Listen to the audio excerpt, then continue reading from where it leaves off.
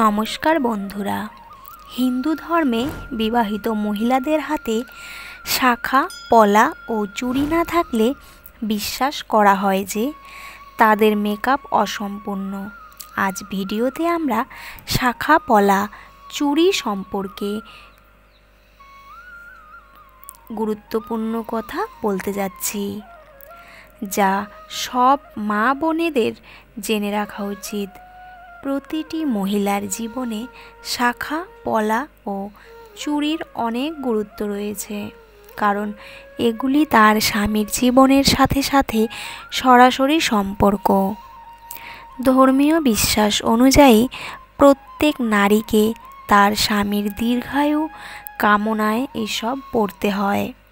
শুধু তাই নয়, হিন্দু ধর্মে নারীদের যে 16 সজ্জার কথা বলা হয়েছে তাতে চুড়ির নিজস্ব গুরুত্ব আছে।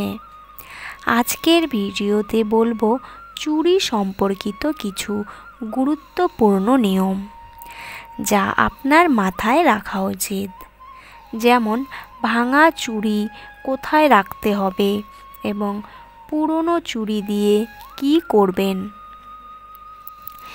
এছাড়াও চুড়ি কেনা এবং চুড়ি পরার সমস্ত তথ্য।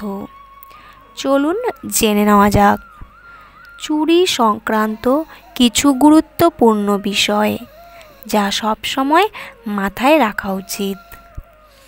1. প্রথমেই বলে রাখি যে আপনি যখনই চুড়ি, শাখা, পলা ইত্যাদি পরবেন, সবসময় খেয়াল রাখবেন আপনার মুখ যেন দক্ষিণ দিকে না হয়। 2. চুড়ি, শাখা, পলা ইত্যাদি পরার সময় মা বোনেদের মাথায় রাখতে হবে তাদের চুল যেন খোলা না থাকে। তবে আপনার চুল ছোট হলে বা অন্য কোনো কারণে চুল বাঁধতে না পারলে আপনি মাথায় ঘোমটা দিন, এরপরই চুড়ি পরা উচিত। 3. এবার আসি শাখা, পলা বা কঙ্গনের কথায়। যখনই সিঁদুর লাগাবেন, সব সময় খেয়াল রাখবেন আপনার আঙুলে যে অবশিষ্ট সিঁদুর লেগে থাকে তা একটু একটু করে শাখা, পলা ও কঙ্গনে লাগিয়ে নেবেন।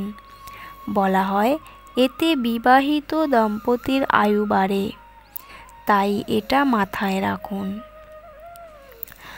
অনেক বিবাহিত নারী বা কুমারী মেয়েরা কালো চুড়ি পরেন। ভুল করেও কালো চুড়ি পরা উচিত নয়, এটা করলে পাপ হয়। বিবাহিত মহিলাদের সবসময় হলুদ, লাল, সবুজ ও গোলাপি রঙের চুড়ি বেছে নেওয়া উচিত। 5.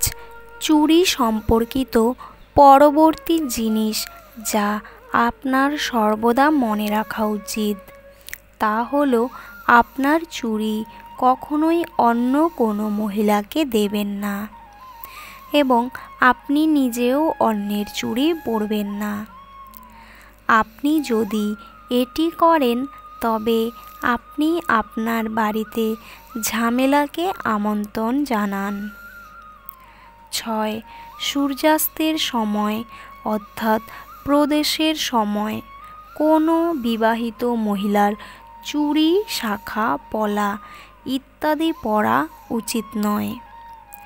আপনি রাতে বা দিনের বেলায় পরতে পারেন, তবে সূর্যাস্তের সময় এটি কখনোই করা উচিত নয়। এছাড়াও বিবাহিত নারীর হাত এক মুহূর্তের জন্যও খালি রাখা উচিত নয়, এটা খুবই অশুভ বলে মনে করা হয়। তাই যখনই আপনি শাখা, পলা ইত্যাদি পরিবর্তন করবেন তখনই আপনার হাতে একটি রঙিন সুতো বেঁধে দিন। আমরা দেখেছি দোকানদার বারবার সবার হাতে একই পুরনো চুড়ি পরিয়ে দেন, তারপর শাখা, পলা ইত্যাদি পরিবর্তন করেন। এটা ঠিক নয়। এবার থেকে আপনি আপনার হাতে একটি রঙিন সুতো বেঁধে নেবেন। 7. আপনি হয়তো ভাবছেন চুড়ি পুরাতন হয়ে গেছে, তবে নতুন চুড়ি কিনতে চাইলে মঙ্গলবার কিনবেন না। যদি পারেন তাহলে এখন থেকে শুক্রবারে নতুন চুড়ি পরুন। এটা খুবই শুভ, তবে মঙ্গলবার চুড়ি কিনবেন না। এছাড়াও সবচেয়ে গুরুত্বপূর্ণ যে জিনিসটি প্রায়ই বাড়িতে দেখা যায় তা হলো বিবাহিত মহিলারা একে অপরের জিনিসগুলি ভাগ করে নেয়। যখন কোনো বন্ধু বা আত্মীয় বলে যে আপনার বিন্দি খুব সুন্দর দেখাচ্ছে, তখন সে অবিলম্বে এটি তার মাথা থেকে খুলে তাকে দিয়ে দেয়। শেয়ার করা ভালো, কিন্তু কিছু কিছু জিনিস আছে যা বিয়ের পর শেয়ার করা উচিত নয়। তার মধ্যে অন্যতম জিনিস হলো আপনার ব্যবহৃত সিঁদুর এবং চুড়ি, যা বিয়ের পর একে অপরের সাথে শেয়ার করা থেকে বিরত থাকা উচিত। 8. এবার পুরনো চুড়ির কথা বলি। ধরুন আপনার চুড়ি পুরনো হয়ে গেছে, যে চুড়িগুলো ভেঙে গেছে সেগুলো ফেলে দিতে পারেন, কিন্তু যে চুড়িগুলো পুরনো হয়ে গেছে সেগুলো নিয়ে কি করবেন? সেগুলো আপনি একে একে সংগ্রহ করুন এবং এই সমস্ত চুড়ির মাঝখানে একটি দড়ি বা সুতো দিয়ে বেঁধে একটি নিরাপদ জায়গায় রাখুন। এগুলি যেখানে সেখানে ফেলে দেবেন না, অন্তত কখনো ইচ্ছাকৃতভাবে ফেলবেন না। যখনই আপনি বাইরে যাবেন, নদীর তীরে গেলে নদীতে ফেলে দিন। পুরনো চুড়ি যেখানে সেখানে ফেলে দিলে স্বামীর জীবনে ঝামেলা হওয়ার সম্ভাবনা থাকে। বাজারে আপনি বিভিন্ন ধরনের চুড়ি পাবেন, কিন্তু যেগুলোকে সবচেয়ে বিশুদ্ধ চুড়ি বলে মনে করা হয় সেগুলি হলো কাচের তৈরি চুড়ি। কিন্তু অনেক সময় এমন হয় যে আমরা যখন কাচের চুড়ি কিনি তার মধ্যে কিছু চুড়ি পাশ থেকে ভেঙে থাকে। মনে রাখবেন, কখনোই ভাঙা চুড়ি ইত্যাদি পরা উচিত নয়। তাই সব সময় এই ধরনের চুড়ি পরার আগে দেখে নিন। 10. বিশ্বাস করা হয় যে কুমারী মেয়েরা যদি তাদের হাতে ভাঙা কাচের চুড়ি পরে তবে বাবা এবং ভাইকে আর্থিক ক্ষতির সম্মুখীন হতে হয়। তাই সব সময় চুড়ি দেখেই পরুন। 11. আপনাকে সর্বদা চুড়ি সম্পর্কে মনে রাখতে হবে, উভয় হাতে সমান সংখ্যক চুড়ি পরা উচিত নয়। তার মানে ধরুন আপনি আপনার বাম হাতে 9টি চুড়ি পরেছেন, তাহলে আপনি সব সময় আপনার ডান হাতে 10টি পরবেন। এক হাতে কম, অন্য হাতে বেশি। চুড়ি পরার সময় এই নিয়ম অবশ্যই মেনে চলুন। 12. এবার জেনে নিন সোনার চুড়ি সম্পর্কে। কোনো নারীর কখনোই শুধু এক হাতে সোনার চুড়ি পরা উচিত নয়। অনেক সময় দেখা যায় মহিলারা এক হাতে সোনার চুড়ি এবং অন্য হাতে ব্রেসলেট বা ঘড়ি পরেন, তবে এটি কখনোই করা উচিত নয়। আপনি যখনই সোনার চুড়ি পরবেন অবশ্যই 2 হাতে পরবেন। 13. ধরুন আপনি হাতে অনেক সুন্দর সুন্দর চুড়ি পরে আছেন এবং তারপরে আপনার বাড়িতে অপ্রীতিকর কিছু ঘটনার খবর আসে। অপ্রীতিকর বলা মানে কারো মৃত্যুর খবর। তাহলে এমন পরিস্থিতিতে আর কোনো পুজোয় এই চুড়ি কখনোই পরবেন না, কারণ এটি অপবিত্র হয়ে যাবে। এছাড়াও ধরুন আপনি কিছু নতুন চুড়ি পরেছেন এবং পার্টিতে গেছেন বা কোনো রেস্তোরাঁয় গেছেন, গিয়ে কিছু আমিষ জাতীয় খাবার খেয়েছেন। অনেকেই আমিষ জাতীয় খাবার গ্রহণ করেন।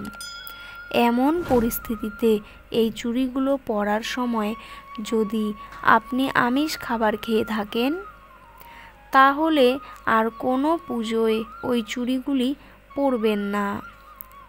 প্রিয় মা বোনেরা, এই ছিল চুড়ি সম্পর্কিত কিছু গুরুত্বপূর্ণ বিষয়, যা প্রত্যেক মহিলার, বিশেষ করে বিবাহিত মহিলাদের জানা উচিত। কারণ এগুলো সহজ জিনিস নয়।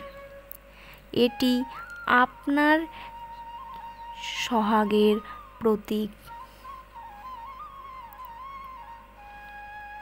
বন্ধুরা, ভিডিওটি আপনাদের কেমন লাগলো তা অবশ্যই কমেন্টে জানাবেন। বন্ধুরা, আজকের ভিডিওটি আমি এখানেই শেষ করছি। পরবর্তী একটি নতুন ভিডিও নিয়ে আবার আসব। ততক্ষণ আপনারা ভালো থাকবেন, সুস্থ থাকবেন আর নিজেদের যত্ন নেবেন।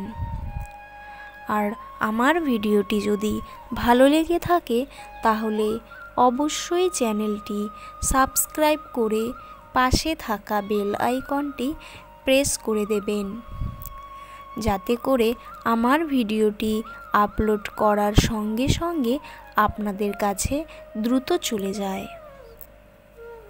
বন্ধুরা, পরবর্তী একটি নতুন ভিডিও নিয়ে আবার আসব। বন্ধুরা, ভগবানের দর্শন চ্যানেলটিতে ভগবানের সমস্ত ভিডিও, অজানা তথ্যগুলি দেওয়া আছে। আপনারা চাইলে ঘুরে আসতে পারেন। আশা করছি আপনাদের ভীষণ ভীষণ ভালো লাগবে।